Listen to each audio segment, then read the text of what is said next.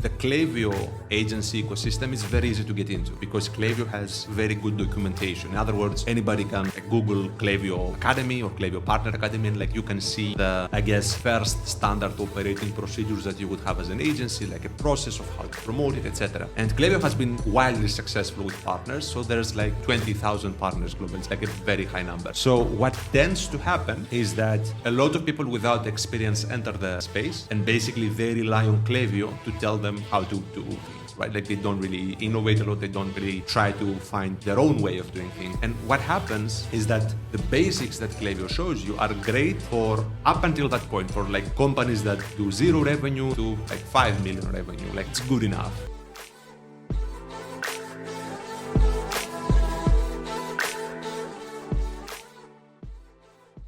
Andy? John?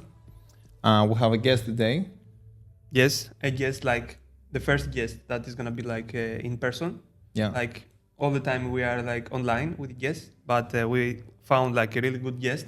He's a Greek like us. Yeah. He's not just a guest, I have to say. He's a friend. Yes, definitely. And we know him like for a year now. He came to our Greek podcast initially, and we thought like, okay, he's like really popular. His agency is really, he has one of the top agencies in email marketing out there. It's called like Yocto, for someone that doesn't know.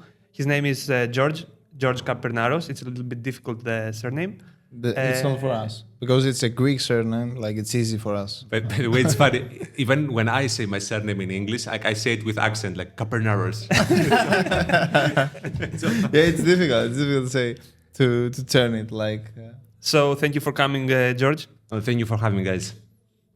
So you have done a lot of things in the industry, like you started as a freelancer in the past. Yes. You have worked with companies like KiloHealth. Now, the last 2 years, I think you have been running the email marketing agency. You are like one of the top partners with Klaviyo. So if you want to start telling us like a little bit of your story for people to know who you are. Yeah. And we can go through like... So how I started, like the full story. Yes, the full story. Okay, so I did not plan to work in marketing. I had an accident, basically, and I could not do anything except use my laptop. And what I did was that I Googled how to make money writing, because that was the only thing I was good at back then. I was writing good essays in school and in university. And I essentially stumbled upon copywriting. And what I did was I joined freelance sites like Upwork, Fiverr, like that sort of thing. And I started having little gigs. Eventually, I healed my spine. The accident was in my spine. And I joined a little Greek startup here that was called Smarter Chains. And I was doing like content marketing then. And while I was doing this, I was also freelancing on the side. And what I did was, again, I got lucky and I found a startup, a foreign startup outside of Greece. The name was Div. Now it's Div Brands, but back then it was Div. And I freelanced for them as a copywriter. And they actually made a lot of money due to some of the work we did together. I did not know this back then, by the way. I was just like, okay, I was sending my deliverables. I was not seeing the results. But they were like, suddenly, hey, we want to hire you. Do you want to join us full time? Because the results were good. And I joined those guys. And the company grew quickly, not because of me, but I was there along... You were doing like copywriting for email marketing or copywriting for everything? No, it was... I've done all sorts. I've done like advertorials, landing pages, long form, like the old school, like sales letters, ads, videos. I've done pretty much everything. Back then, I was just doing essentially landing page and Facebook ads, video Facebook ads specifically. And yeah, I joined those guys, and as a copywriter, then I became like the lead copywriter. They hired other people, and like a marketing manager, then a marketing director. And in a relatively short time, that company grew quite fast. And eventually I was basically, besides the two owners, I was the highest ranking marketing guy in that company. And how many people this company had? When I joined, I was, I think, like the third or like fourth or something like this. And when I left, they had over 100 total including contractors, not full-time. Like they had a big support team that was like 50 people or something, but total was 100 plus. And I basically left because, and I think a lot of people have this, like when you are an entrepreneur, like at heart, you are kind of like unemployable in a way, like you disagree with how things get done, you want to do things differently in your own way. And like I had some disagreements and said, okay, screw this, I'm going to set my own path basically, which I did very randomly. Initially I had no real plan, like I was consulting, doing a little bit of that. I was doing the first clients I got through outreach actually initially. Outreach through LinkedIn? Like LinkedIn, LinkedIn. Okay. I tried email also, but LinkedIn was what worked for me, which is why I started like creating content on LinkedIn, etc. But eventually, again, I got lucky. There's this common thread. I get lucky, and it's the perspective though. Like it's not that you get lucky. It's you feel yourself like to get lucky, I think. I don't know, but anyway, I started working with this company. We still work with KiloHealth, by the way. You still work with KiloHealth? Yes, okay, yes, nice. I do. We have a very interesting relationship with KiloHealth, where like they essentially we take pauses with each other, but then we kind of get back together in a way. But now we work with them again, and I started working with them, and this is a pretty big company. It's like one of the, not the fastest growing, but it was at the time the second fastest growing company in Europe. So like they went for like by Financial Times, by the way, the ranking is legit. It's not like, I'm not just saying this. So they went like to 600, 700 people in the span of 2 years or something, like crazy, something like this. And I was working with them, and what this did was that it created credibility in myself as a consultant, and I had a little bit before, but this strengthened it further. And what happened was that I had a lot of people asking me to basically work together. And after the point, I said, okay, don't be stupid. Don't have a George Capernauru's brand. Have a bigger thing than yourself. And I launched the agency Yocto. That was, I guess, more than 2.5, but less than 3 years ago. And we've grown quite a bit. Like at the moment, it's like 20 people, if I'm not mistaken. And 20 people. And we have been invited to Klaviyo's advisory council, the global council that they have for partners. Like there's 40 people globally, right? And I'm one of them. And we work with some pretty well-known companies, like mostly in the UK. Like in the UK, I would say we work with the top and best companies when it comes to health and wellness. Like, I don't know if anybody listening or watching is familiar, but like Health, Heights, Fuzzy, there's many, but like those are some very well-known ones. And also in the US, we are starting to acquire people there. So it's been busy. Yes. Yeah. And the e-commerce companies that you are working, like what kind of revenues they are? You start working with them. So it depends. We recently started working with a company that's basically just now launching. So they have no revenue.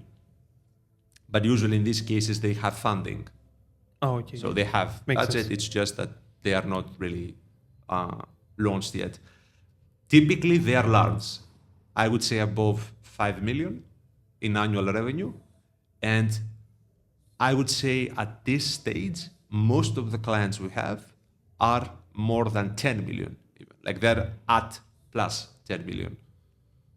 Okay. So it's increasingly, like we're increasingly working with larger and larger companies. Okay, that's good. Like, why is that the case? Like, is there a specific reason that you do that? It's intentional, first of all. It's not accidental. And the reason why this happens is, by the way, this is such a good way to promote my agency, so I'm going to do this. So what happens, I'll answer in a long way. So the Klaviyo agency ecosystem is very easy to get into because Klaviyo has very good documentation. In other words, anybody can Google Klaviyo Academy or Klaviyo Partner Academy, and like you can see the, first standard operating procedures that you would have as an agency, like a process of how to promote it, etc. And Klaviyo has been wildly successful with partners. So there's like 20,000 partners globally. It's like a very high number. So what tends to happen is that a lot of people without experience enter the space, and basically they rely on Klaviyo to tell them how to do things, right? Like they don't really innovate a lot. They don't really try to find their own way of doing things. And what happens is that the basics that Klaviyo shows you are great for up until that point, for like companies that do 0 revenue to like 5 million revenue. Like it's good enough. Like essentially what you want is a way to acquire subscribers, like a pop-up, a bunch of automations that retarget people based on them showing that they are interested in purchasing something, whether that's a checkout abandonment or what they call a welcome flow and all of that. And then you just send campaigns 2-3 times per week, and that's basically enough. But what happens after the, let's say, 10 million mark especially, is that companies become more complex. And suddenly they don't have just Klaviyo and Shopify. They have Klaviyo and Shopify plus subscriptions, plus a loyalty program, plus, I don't know, they are having a group that they invite people to, that they use to get feedback on that products to launch. Like it becomes more and more complex. And the standard Klaviyo agency can't service that, basically. I had somebody today, this happened today, I had somebody, one of the biggest agencies in Europe, maybe the biggest, not the second biggest, maybe, or something like that. They have like 200 clients. It's a very big company. But they're working with small clients. They asked me if I could walk them through how we do our audits and like the sales process to acquire larger clients, because they can't service them, because the company is fundamentally structured in a way that can't do the more complex work.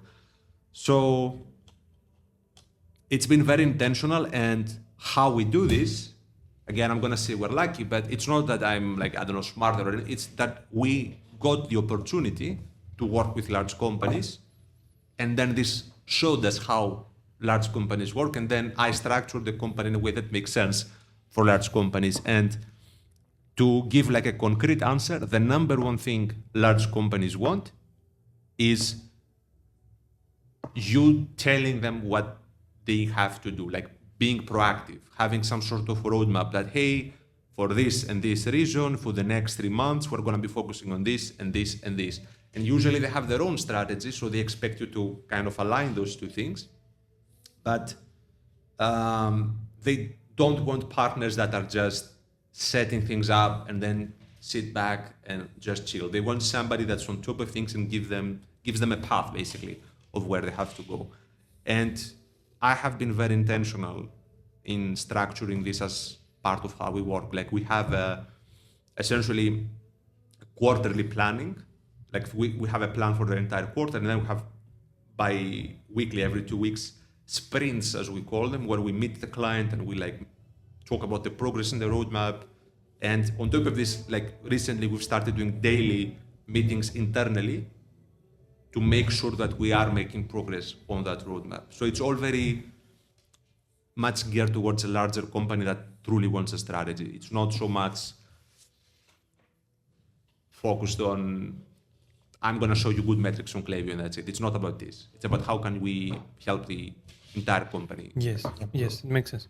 And because like this podcast, they are like following, and we have like small e-commerce owners that are doing like 50,000 per month, for example, some larger ones that are doing 100K per month. I want to ask, because when someone should really pay attention like into their email marketing, because I have seen cases like people are doing 100K per month and they don't do at all like email marketing, or they do like what you're saying, like internally with someone that knows how to use Klaviyo, because it's not that difficult to use Klaviyo send one email per week. And it's helping. I have seen it helping. I have seen other cases that the commerce company is doing 50K per month and in revenues, and they have an email marketer, like a freelancer, for example, and 80% is like coming from returning customers, like some months. And this guy is charging, for example, some crazy numbers, like 5,000 to 6,000 per month. Yep.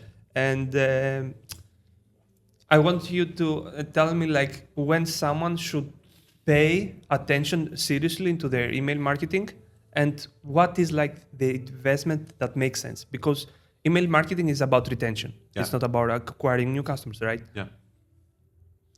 So, I mean, ideally, you want to do it from day one, because the way it works is it's like a multiplier. What do I mean by that? Like, advertising is what's going to create the revenue. And then through channels like email, SMS, and all of those channels, you can take what you do with advertising and increase it, like multiply it a little bit. So if advertising creates 100 euros or 100 USD, if you plug email on top of this, it's going to go 120. That's kind of how it works. If you have no advertising, then you won't have 20, because the 20 relies on the 100 that the advertising brings. Which means ultimately that it's good to have both as soon as possible. But if you were to choose one, you should focus on advertising, and then this can come later, which might be the case for people that don't have the budget or don't have the experience really to whether do the work themselves or hire somebody to do it for them. If you were to choose one, ignore email marketing initially, focus on the fundamentals, which is have a good product, obviously, and then get people to purchase that product and not be mad about what you purchased. In other words, don't overpromise. Yes.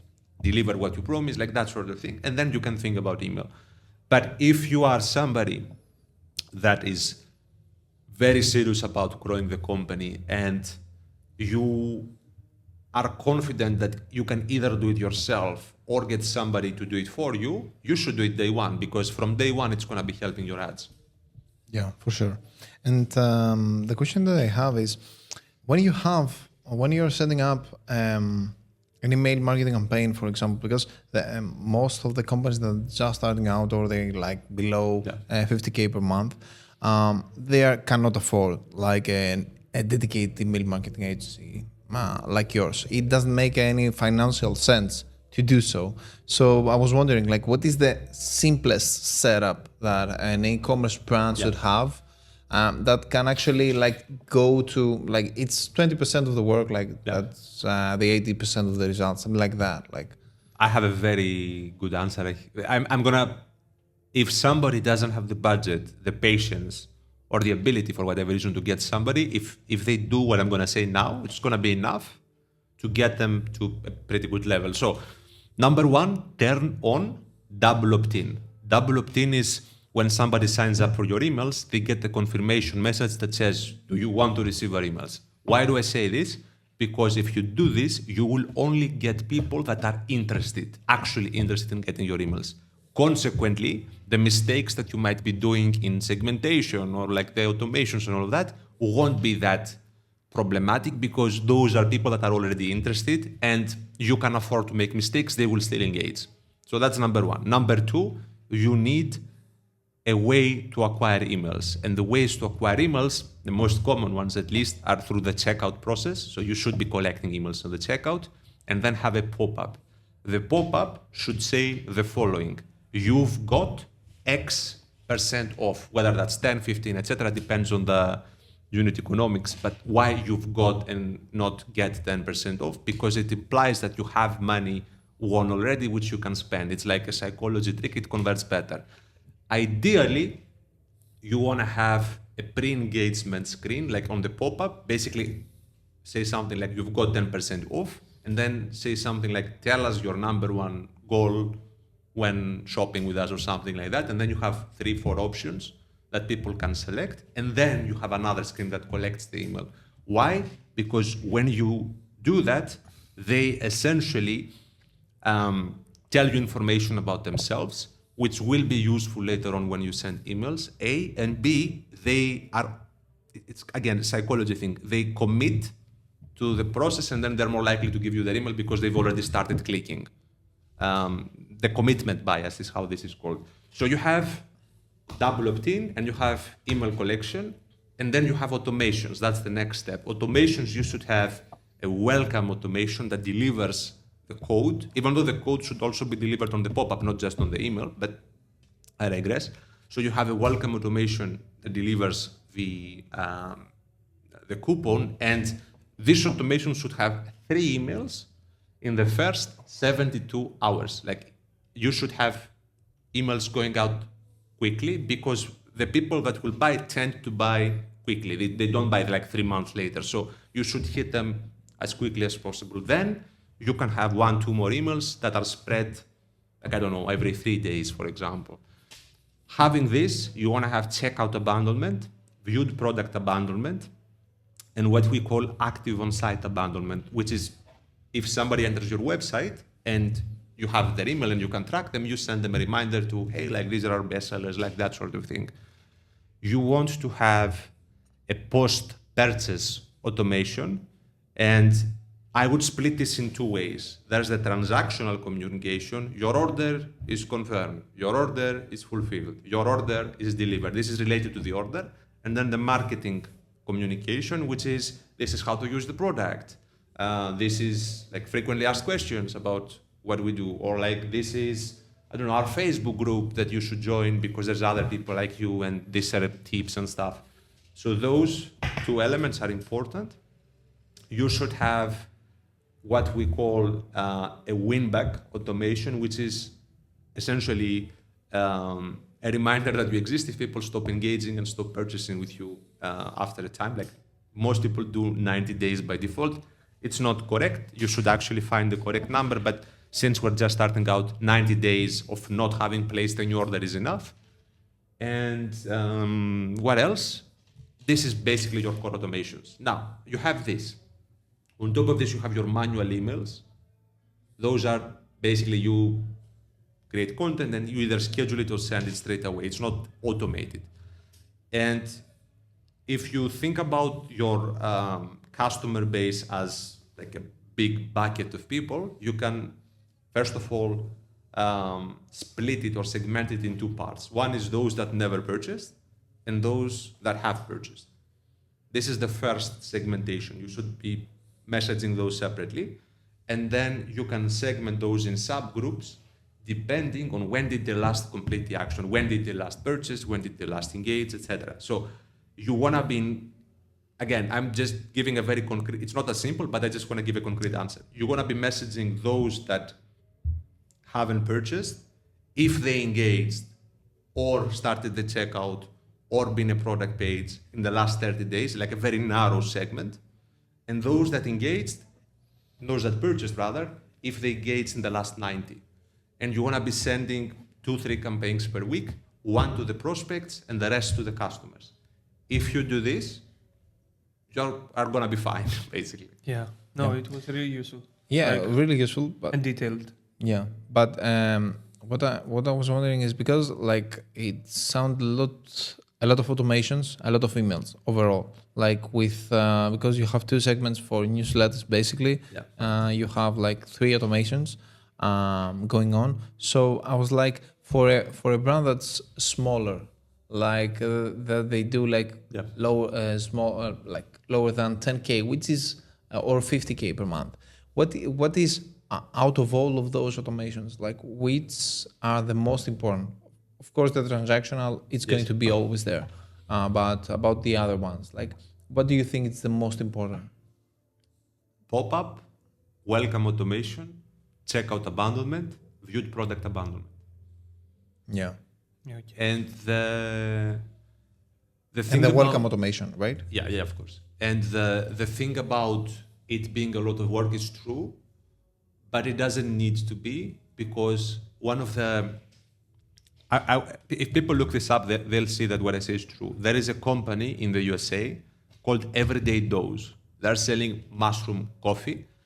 It's a massive company. Like they do like 9-figure in revenue. Very, very big company, very successful. And they are very well known for how well they do email marketing and retention marketing as a whole. And if you look at their emails, it's just plain text. It's not like complicated design.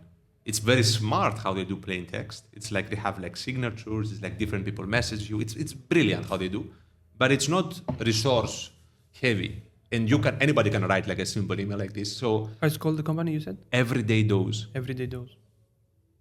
Okay. Mm-hmm. And by the way, just to shout out, the guy that was handling, and you should speak to this guy probably, the guy that was handling the retention is a Greek guy. Ah, okay. Thomas Cesar? Lavas. Hi, Thomas. And I want to ask about like the tool. Do you think at this like level that John like explained, 10K to 50K, is it like you should go jump into like Klaviyo, or you can do the same through Shopify email marketing, the tool that they provide themselves? Because I have seen like they're using the Shopify, and I'm going through like to check their like automations, and they don't have a button card, they don't have browse for the product, abandon, nothing. And I'm saying to them like, make it. It's so simple, like the things that you said on Klaviyo to make sure that it's working. That no, I did it, but doesn't work. What is your opinion? To be honest, I'm not totally up to date with what's going on Shopify. Also, like maybe it's great, maybe it's not. But like the way I see, if you want to do it seriously, if you want to do it well, which I mean, I hope you do, because what are you doing if not? Then it's a no-brainer to use Klaviyo. Because, especially if you're on Shopify, because it has like the most integrations, the most advanced product. It's just strictly better. And I say this, and I have a very good relationship with many other technologies, like Yocto, I like Iterable, I like Attentive, I like everybody. But Klaviyo is better, so it's... Yes. And you work, for example, if a company is doing like 5 million per year and is coming to you and they have like the setup, everything on MailChimp, are you going to work with them or no? Like on I would do everything for the right price. Okay. Depends. No, I mean, I'm joking. I mean, we work with companies that don't use Klaviyo. Okay. You are not working only on Klaviyo. It's not just Klaviyo. MailChimp, I don't love, but I think they've improved actually, so I don't know. Okay. Because in my mind, I thought you're working only with Klaviyo, so it's important to say. Another question that I have is, because we're friends, like we have discussed about your clients and what business do you actually serve, and we talked a lot about wellness, like all the niches, the specific niche that you are working is health and wellness. So I was wondering, have you ever worked with another business? Like what makes it different from other businesses? Like what I assume is, first of all, they are email heavy. Like they need email to communicate their product. It's not the same, just a fashion brand that is showcasing just images. You need to convince, you need to educate, you need to tell how the product works, and also you need retention, because people actually buy when they have health and wellness products. They buy all the time, so it makes sense for them. So it's more of like that, like you attract those types of business because those businesses need email, or it's your structure serves them better. What's happening there? Yeah, so you're spot on. Basically, there is a greater need for the service because there is the potential to get repeat purchases more easily. Like if you buy this, for example, you don't need another table for any time, right? You only buy it once. So that's for sure a factor. Secondly, it is exactly as you said. It's usually products that are not necessarily a visual purchase, so you need to explain and you need to educate and then convince people of why they should buy them, which means that, again, similarly, there's more value in a service like ours instead of, I don't know, like a photo shoot that a fashion brand would perhaps value more than our work. And then also there is one thing that you did not mention, actually, that's quite important. It's the compliance that those companies have. And I mean, at least I should say there's always like some people that don't really care about compliance. They go like full black hat. It's gonna fix your diabetes and like that sort of stuff. But we don't work with that type of company. I have worked with that type of company in my life in the past, but I would not recommend. And the main reason is that, first of all, it's not something that makes you feel nice, but more importantly, it's not a sustainable business. They essentially go from, it's like, how do I say, like it's one promotion after the other, like it ends and then there's a new thing, and then it's always, you're always chasing the next thing, promo, and it's not a good business model to be in. But if you're a copywriter, it's a lot of fun to write for black hat companies. It can be. But I mean, for the more, let's say, serious companies that we tend to work with, there's a lot of regulatory compliance that you need to know, and this is slightly different in the UK than it is in the USA. I mean, fundamentally, what you want to do is don't BS people. That's kind of like the main thing. But there's a lot of specifics and how you talk about things and whether something is a health claim or a structure function claim, and how do you, what exact word you can use, and then maybe a lawyer is going to check you, and then they're going to give it.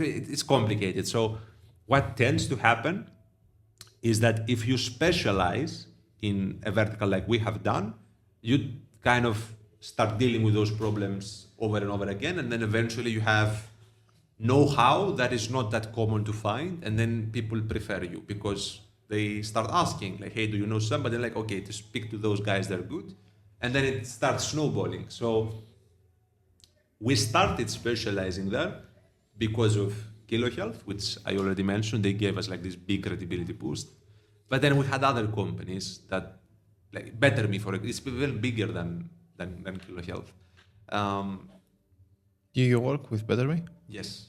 I work with a specific function, with not the entire, because it's a very big company, but we work with them in a, I guess, limited function, but we do work with them. And other companies like KiloHealth, Miracare, I mentioned a few before, Health, all of those are big companies. And again, this creates credibility, basically. So if a health and wellness or, I don't know, consumer packaged goods company is looking for an agency and they're in the UK, they're going to know of us. Yes. Because they're going to ask, who do you use? That's how they do it. They have it's funny. They have WhatsApp groups, the founders only, and they're asking, who do you work with? And then if you start entering this conversation, it starts snowballing, basically. So yeah, okay. And this is the main way through referrals right now that you are acquiring clients? It's interesting. We do everything. We do content, we do outreach, we do tech partners, we do agency partners, we do all sorts. But to be honest, it's very hard to know what really drives a decision. I think it's all of those things. But if I were to guess, probably it is content and referrals, the combination of those two. Because how it works in my mind is when you are looking for a service, you have three people. The most well-known player, you probably will reach out to them. Somebody that you like, that you might be seeing on LinkedIn or X or whatever, and somebody that they recommend you. So if you are in one of those three groups, yes, probably you will get a lot of business. Yeah. And what would you say to an e-commerce owner when it comes to the decision to partnering with an email marketing agency? Good what luck. He should look for? Because one common thing that I see in our niche when I talk in the sales calls with clients, potential clients, they have this, they're worrying that they're gonna, because they have worked with big agencies, and I'm working and I'm with different person I'm talking on the sales call. It's everything right, everything good sounds, and I'm going and I'm working with some intern. And all the time they make these questions to me with who I'm gonna work. Because the model that we have, we are working with a handful of clients, and we are the main communication with the client. Yeah. Me, I'm managing, John is managing the clients. We are over the account in Ads Manager on Facebook. So we work this way. So that's why I'm making this question to you, what would you say to an e-commerce owner? They say the same thing to me, basically. And it's a valid concern, because usually that's exactly what happens. They get you and you on the call, and then they get parked on the intern. So it happens. And it's not an intern. Most of the times it's I just close the client. Okay, I'm going to go on Upwork and I'm going to outsource in India. Yeah. So it's not even someone that it's working for me. It's I'm outsourcing work basically, and I'm the middleman.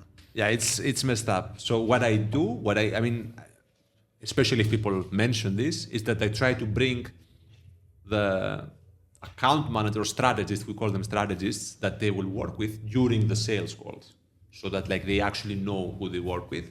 And this is good also for the strategists themselves, because they understand what the company wants and cares about, and they can ask questions. So this reduces this quite a lot. Okay. Yeah, because I know I know you, and I know like you pay attention, like you like care with the people that you hire. You have a lean team, like you are not like 100 people, you are 20 people, and you pay attention to who you bring in. But it's a good like that you bring the strategies to the call, to the sales call, so they can address the words. But what this does, by the way, is that you need to be training them very well. Right? Like they shouldn't be saying stupid things, because imagine that you have a good sales process and then the guy comes and they torpedo the sales. Like it's gonna be. Yes, yeah, definitely. You can just mute them, mute and just listen. No, our team is very good. So I mean, I'm just saying that you need to be. Client communication, I think, is harder to train than technical things. You need to be careful, basically, with this. Yes, definitely. Because I really like copywriting, and I actually want to know, like, what is your process around that? Like, how do you actually right now write copies, or do you train other people how to write copies? Especially because you started copywriting before AI. Yeah. But right now we have AI, and I was wondering your thoughts around that. Like, as a copywriter, like, how much do you use AI and how do you use? Like, if you have a really concise way of actually describing, like, is it AI heavy or it's more like an advisor of AI? Like, how do you actually work? I would say advisor, for me personally, because I mean, I'm not doing client work so much. I mean, I'm not doing client work, period, actually, except join calls. So, but we have copywriters in the company. And the reality of it is that I know a lot of agencies in our space that have basically fired all of their copywriters because they just say, you can use ChatGPT, it's good enough, and etc. Now, the way I see, that might be true. But if a company has, let's say, specific requirements or a tone of voice that's like very particular and you want to do thoughtful work, you need copywriters, I think. And I mean, for me personally, I don't think I will ever not have copywriters. I think it's important. But they do use AI. We do have essentially a process where we collect information from the client and like aggregate all of this information so that we can kind of like create a brief for ourselves. We call it copy guidelines. That's how we call it. And then AI is used for iteration and for coming up with ideas maybe, but there's still somebody that like writes. Yeah. Do you have like a specific? Do you have a project that you share with ChatGPT or Claude? Like, which is that a specific program that you are required to use? I have. I personally use OpenAI Pro, like the expensive version that you have. It's quite expensive. It's like 200. It's like 10 times more than the regular one. So I use this, and the company uses Claude. We have a team account, and there's like a lot of accesses there. Okay, that's cool.